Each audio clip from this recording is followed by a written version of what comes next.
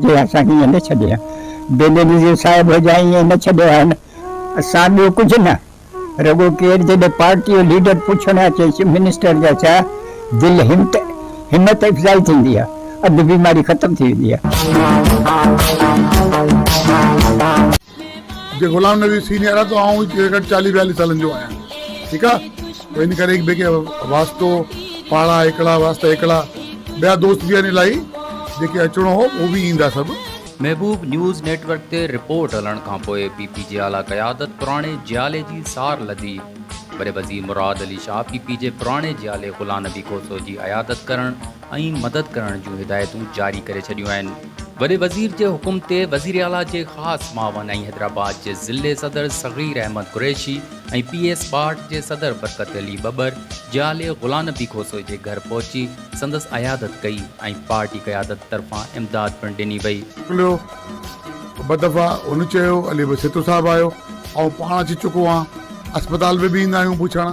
ॿी ॻाल्हि ऐं मां इहा असांजी हिकिड़ी कोसो साहिबु असांजी हिकिड़ो असासो आहे, सभिनी खे ख़बर आहे ऐं सभु ईंदा वेंदा आहियूं। अव्हांखे की चओ त क़यादत ख़बर कोन्हे, ख़बर न हुजे क़यादत कीअं हुजे हिते।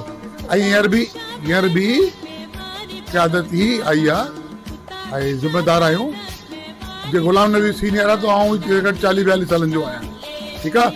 त इन करे हिक ॿिए खे वास्तो पाड़ा हिकिड़ा वास्ता हिकिड़ा ॿिया दोस्त बि आहिनि इलाही जेके अचिणो हो उहो बि ईंदा सभु असांजा। पर फ़िलहालु असां राब्ते में आहियूं। ऐं ॿी ॻाल्हि आया आहियूं पुछां, अस्पताल हूंदो आहे माण्हू बि ईंदा आहिनि, हिते बि घर ते बि ईंदा आहिनि। उहो बि माण्हू ज़ाहिर बुज़ुर्ग आहे, ख़्वाहिश हूंदी आहे, औलाद आहिनि जी पंहिंजी, उहो बि ज़ाहिर पुछंदी आहे। बरसर रोज़गार आहे औलाद आहे, ही पाण बि पेंशन ते आहे, पार्टी बि हीअं करणु चाहे थी कुझु। मूंखे गुलाम नबी कोसो साहिबु कुझु शइ कई सालनि खां तबियत जी नासाज़ आहे ऐं जेको तकलीफ़ आहे संदसि ख़बर आहे असांखे बि, पर इलाज दवाऊं साम्हूं आहिनि ऐं जेॾी महिल हुकुम कंदो आहे असीं जो ज़ाहिर आहे ॿियनि मामलनि में निकिरी हींअर बि आया आहियूं न, जेको हुकुम कंदो कंदासीं।